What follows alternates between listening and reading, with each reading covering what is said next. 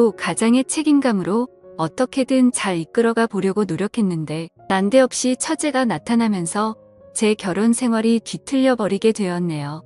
원치 않는 상황이 계속 반복되고 처제도 적당한 데서 멈출 줄을 몰라 결국 아내와는 헤어지게 되었습니다. 말씀드린 것처럼 어쩌다 보니 속도 위반을 하기는 했지만 그렇다고 해서 전처와 철없이 사랑만 했던 것은 아닙니다. 당시에 전처를 향한 마음은 진심이었고 처제가 저희 앞에 나타났을 때도 저는 전처를 진정 사랑했기에 그렇게 행동할 수 있었던 거죠. 아무튼 결혼 당시에는 참 눈치가 많이 보였습니다. 처가에 갈 때마다 기가 팍 죽어서 가야 했죠. 그도 그럴 것이 저도 어렸지만 전처는 저보다도 나이가 어렸으니 말입니다. 처가에서는 전처가 공부도 잘하고 좋은 대학 나와서 이것저것 투자를 많이 했는데 정작 취직도 하기 전에 애엄마가 되어버렸으니 말이지요. 그나마 그래도 큰 소리 칠 수 있었던 건 저희 집에 돈이 조금 있었다는 거죠. 저희 아버지께서 그래도 이제 아빠가 되는데 너 학교며 성적이며 보안이 좋은데 취직하기는 글렀고 뭐 카페라도 하나 차려줄 테니까 그거나 열심히 운영해 보라 하셨지요. 그런데 정말 불행 중 다행인지 제가 사업에는 조금 소질이 있었나 봅니다.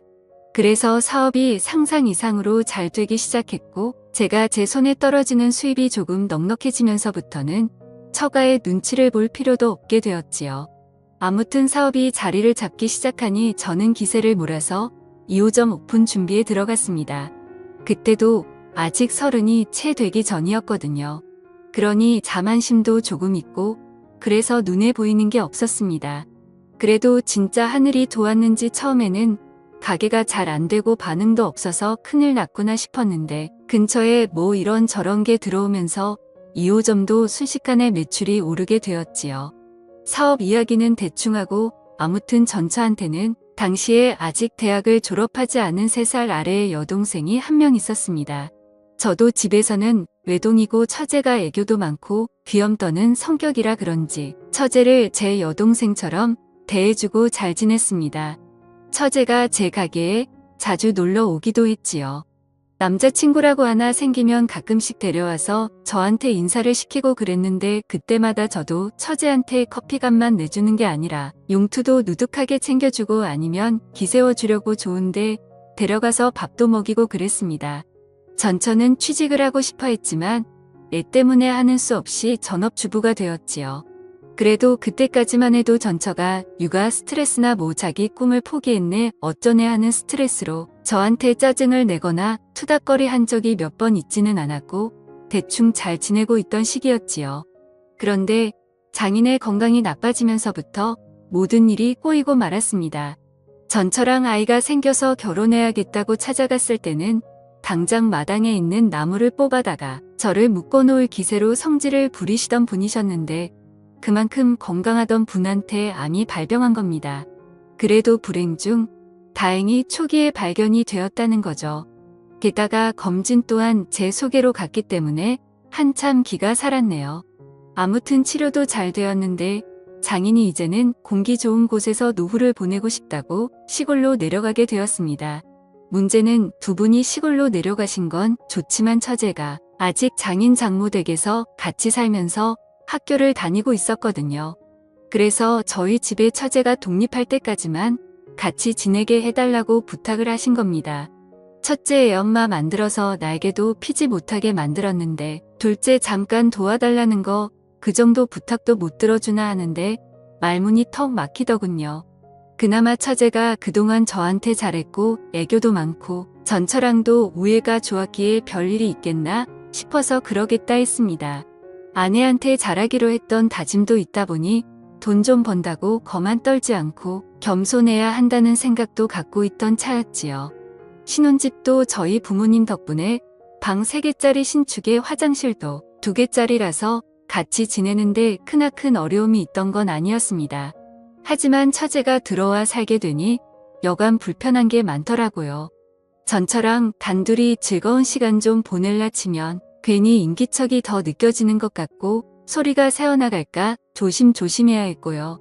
거기에 더불어 저도 집에서는 트렁크만 입고 편하게 다니는 게 좋은데 복장 또한 신경이 쓰였지요. 자매다 보니 둘이 싸우기도 엄청 싸우더군요.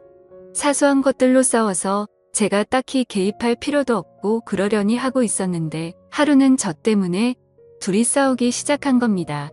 이유가 뭔가 하고 들어봤더니 처제가 사실 집에서는 옷을 한 줌도 안 되는 걸 입고 있는답니다. 그 편이 편하니까요. 저도 이해가 되는 게 저 역시 집에서는 편하게 입고 있는 게 좋다는 주의였으니까요. 그런데 전처는 그게 못마땅했던 겁니다.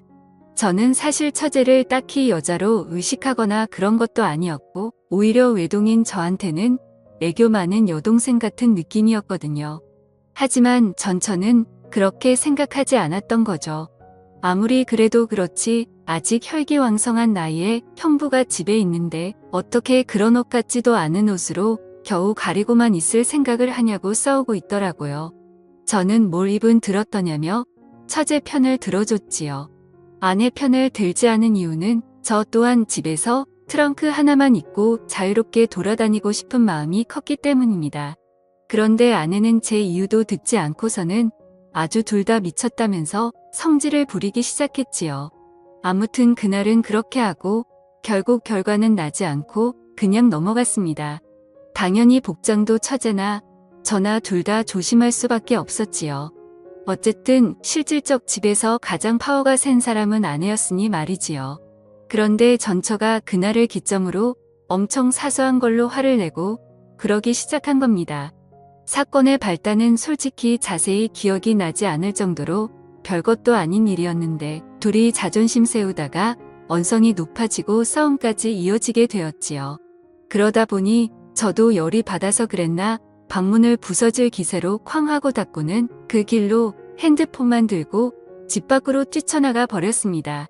집 근처에 있는 편의점에서 혼자 소주랑 맥주랑 섞어서 마시면서 기분을 풀고 있는데 처제한테서 전화가 한 통 오더군요. 무슨 일로 전화를 했나 받아봤더니 처제가 열받은 아내도 자기한테 아이를 맡기고 나갔다고 하는 겁니다. 집안 분위기 때문에 처제가 아이 좀 대신 케어를 해주려고 했는데 아무리 해도 울음을 그치지 않아서 전화를 한 거라고 하더군요. 아내는 전화를 안 받는다고 하고요. 아내는 아무래도 집에 안 돌아올 분위기라고 생각해서 저도 그럼 술이나 진탕 마시자 하고는 편의점에 있는 술은 전부 싹 다 사가지고 집으로 갔습니다. 애는 처제 말대로 앙앙 울고 있고 처제는 애를 들쳐 업고 당황해서 어쩔 줄 몰라 하고 있고 아무튼 애를 제가 어떻게 재우고 나서 거실로 나왔습니다. 둘 다 서로 경황이 없어서 몰랐는데 처제가 언니도 나갔고 저도 나가서 집이 비어 있다고 해서 편하게 있는다고 별것도 안 입고 선 민망하게 있더라고요.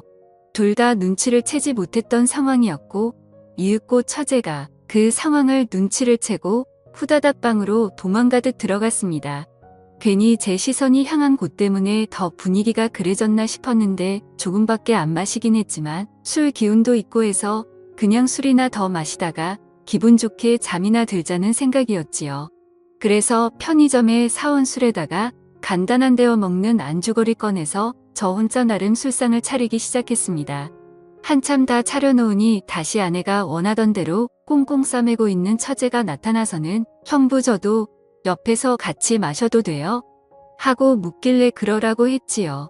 어차피 혼자 다 마시기에는 조금 넉넉하게 사오기도 했으니 말입니다. 같이 술 한잔 나누고 있는데 처제가 자신의 언니지만 제 편을 들면서 욕도 해주고 제 기분을 많이 헤아려 주더라고요.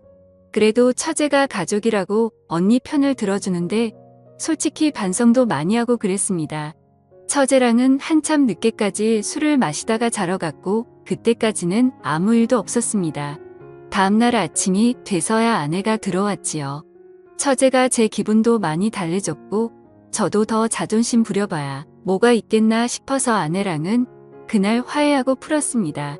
아무튼 처제가 그 당시에 남자친구가 새로 생겼어요. 매번 하는 것처럼 제가 일하는 가게로 데리고 와서 남자친구 소개도 시켜주고 저랑 같이 나가서 밥도 함께하고 그랬지요. 그런데 알고 봤더니 그 남자친구란 자식이 사실 처제랑은 진심으로 만나고 싶었던 게 아니고 그냥 어떻게 하루만 재밌게 보내고 싶었던 겁니다.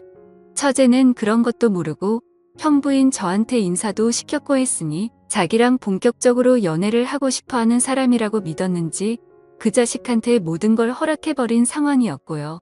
집에 와서 세상이 무너진 듯 울고 있는 처제의 모습을 보니 마음이 짠하더군요. 제 아들 녀석도 처제가 울어서 슬픈지 같이 울고 있고 그래서 그때 처제 달래준다고 노력 많이 했지요. 처제가 한 일주일 정도를 알아 누웠는데 제가 처제 데리고 나가서 명품 선물도 하나 해주고 한 끼에 5만 원, 10만 원 하는 밥도 사주고 했습니다. 좋은 거 받고 맛있는 거 먹고 기운 좀 차리라고 말이지요. 그런 거 다 소용없었고 저녁에 술 한 잔 같이 마셔주니 그제서야 처제가 마음을 추스르더군요.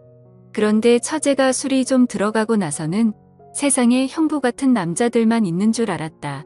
형부는 참 믿음직스럽다 뭐 이런 이야기를 하면서 언젠가부터 자연스럽게 제 호칭이 형부에서 오빠가 되더군요. 그날을 기점으로 처제가 조금 이상해졌습니다. 전에 집에 단둘이 있을 때 봤던 그런 옷들만 골라서 입고 아내가 안 볼 때면 식탁 밑으로 제 발을 툭툭 건드리면서 장난이라는 듯 의미심장한 미소를 보낸다든지 아래 입술을 깨물고 저를 쳐다본다든지 하면서 말이지요. 어느 순간부터는 정말 작정을 한 건지 제가 TV를 보고 있으면 제 옆에 앉으려고 하더라고요. 그래서 일부러 맨 끝쪽 자리에 앉으면 아예 팔 기대는 부분 그쪽 있잖아요. 그쪽에 걸터 앉아서 저랑 그렇게 붙어 있으려고 하는 겁니다. 하다 안 되겠다 싶어서 처제한테 시간 좀 내달라고 한 다음에 처제한테 왜 그러냐고 단도직입적으로 물어봤습니다. 처제가 깔깔 웃으면서 형부 지금 무슨 소리 하는 거예요? 하고 장난스럽게 받아치는 겁니다. 제 얼굴이 다 화끈해지더군요. 제가 과민 반응을 했나 싶고 처제 딴에는 정말 별것도 아니었을 텐데 제가 괜히 오버해서 받아들인 건가 싶었지요. 같이 술을 한두 잔 마시면서 이야기를 나눠봤는데 처제는 아직도 그 남자가 그리워서 죽겠나 보더라고요. 정말 자기 인생에 그렇게 좋아해본 남자는 없는 것 같다며 자기를 갖고 놀아도 되니까 그냥 자기 옆에만 있어주면 좋겠다. 뭐 이런 바보 같은 소리를 하길래 처제한테 그건 아닌 것 같다고 딱 잘라 못을 박아줬습니다. 그러니 아주 서럽게 울기 시작하더군요. 차라리 울 만큼 울게 내버려두는 게 맞겠다 싶어서 한참을 내버려뒀네요. 제 예상대로 한참을 내버려두니 처제도 지쳐버린 건지 아니면 더 이상 흐를 눈물이 없는 건지 이내 그치더군요. 처제가 조금 추스른 듯해 보이길래 술 더 마시게 해도 좋은 꼴 못 보겠다 싶어서 처제를 데리고 집으로 들어왔습니다. 아내가 처제 잘 좀 달래주고 오래 서 다녀온 건데 집에 오니 아내는 세상 모르고 자고 있더라고요. 처제한테 나도 이만 자야겠다고 말하고 방으로 들어가려는데 처제가 잠깐만 도와달랍니다. 그래서 무슨 일인가 하고 방으로 들어서던 몸을 돌려 처제 쪽으로 향했는데 처제가 냅다 저를 끌어안다군요. 머리가 너무 뜨거워서 식히고 싶다고 잠깐만 이렇게 있어달라고 부탁을 하는 겁니다. 처제가 기댄 제 어깨에 뜨거운 눈물이 느껴질 정도로 한참 슬프게 눈물을 흘리던 처제였습니다. 그거 말고는 딱히 뭐 무슨 일이 있던 게 아니에요. 한참을 둘이 아무 말도 없이 그렇게 끌어안은 상태로 서 있었지요. 그런데 조만간 문이 벌컥 열리더니 아내가 일그러진 표정으로 내가 이럴 줄 알았다면서 처제와 제가 부둥켜 안고 있는 그 상황을 들켜버리고 만 것입니다. 하늘에 맹세코 아무 일도 없었는데 아내는 막무가내로 나오더군요. 둘이 그럴 줄 알았다면서 있는 대로 성질을 내는데 무슨 일인가 하니 일전에 제가 아내와 대판 싸우고 처제와 둘이 술 마셨던 그날 있잖아요. 그때부터 아내가 의심을 하기 시작했던 겁니다. 제가 사실 집에서 술을 마시는 법이 없는데 그날따라 집에 빈 술병이 한두 병이 아니었으니 말이지요. 집안일은 아내 몫이기도 했고 저도 술이 너무 취해서 뒷정리를 안 하고 잤는데 딱 봐도 그날 저랑 처제랑 단둘이서 술을 엄청나게 많이 마신 걸 알게 되었던 거고요. 아내가 아침에 들어오면서 제 사과는 받았지만 내심 그날부터 아내는 괜히 처제랑 저랑 같이 술을 잔뜩 마시고 말 못할 비밀을 간직하게 된 것이고 그 뒤로부터도 둘이서 계속 뭐라도 있다고 생각하고 있던 겁니다. 그러던 와중에 아무리 해도 사실 처제랑 저 사이에는 뭐 별게 없었으니 들킬 일이 없었던 거죠. 그래서 잘 넘어가는가 했는데 한동안 처제가 그 남자한테 차이고 저한테 끼를 부리거나 이상한 행동을 했던 적이 있지 않다 했잖아요. 그때 아내가 다시금 그동안은 들킬 걸 우려해서 저희가 조심했던 거고 안 했던 애는 이제 시간이 좀 지났으니 괜찮겠지 싶어서 다시 자기를 두고 처제랑 제가 붙어먹고 기만을 하고 있었던 거라 생각했나 봅니다. 그러던 와중에 또 좀처럼 빈틈이 없다가 이번에 아내가 먼저 저한테 처제 좀 달래주고 오라 그렇게 함정을 파놓고 자는 척을 하면서 기다리고 있던 겁니다. 자기가 집에서 자고 있으면 저랑 처제랑 그 자리에서 뭐라도 할 줄 알았나 봅니다. 처제가 아무리 설명해도 제가 아무리 이야기를 해도 아내 머릿속에는 이미 저는 처제와 선을 넘을 대로 넘은 남편이 되어 있더군요. 솔직히 더 설명할 틈도 없었습니다. 그래서 결국 이혼을 하게 되었지요. 시골로 내려간 장인 장모도 엄청 열이 받아서는 내 딸을 맡긴 거지. 한 명을 더 준 게 아니었다 하면서 아내가 했던 말은 거의 기정사실이 되어 있더군요. 결국 이혼을 하게 되었고 아내는 물론이고 처제까지 같이 제 곁을 떠나가게 되었습니다. 그냥 결혼 생활했던 기간만큼 해서 위자료 주고 아이는 제가 데려오는 걸로 해서 길게 끌지 않고 끝냈지요. 처제는 일말의 책임을 느끼는 건지 5년이 지난 지금도 저한테 개인적으로 연락이 오곤 합니다. 애초에 이렇게 된 게 자기의 책임이 크다며 그 사실을 통감하고 있던 처제였기에 저한테 더 잘하려고 하는 듯합니다. 하지만 이제 처제도 30이 다 돼가는데 남자친구를 따로 만들지 않고 있어요. 제가 쉬는 날이면 회사도 휴가 내고 저희 집으로 찾아옵니다. 집안일 좀 거들어 주겠다고요. 처제가 쉬는 날이면 저 외롭지 않게 해주겠다며 제 가게로 오거나 집으로 찾아옵니다. 같이 시간 보내자고요.